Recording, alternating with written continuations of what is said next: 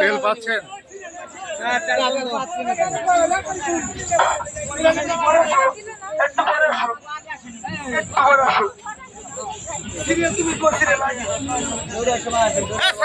এরকম হালকা হলে কি তেল দেবেন? আপনারা সবাই সবাই তেল দেবে। তেল যথেষ্ট আছে, মালিকের প্রত্যেকটা লোকের কৃষকের তেল দেবে। ঝামেলা করলে তেলটা বন্ধ, তেল দিয়ে বন্ধ কি করে না বসে। আর প্রত্যেকটা লোকের করোনা বসে সবাই তেল দেবে। ঝামেলা করে তাহলে কেউ এটা করবেন না।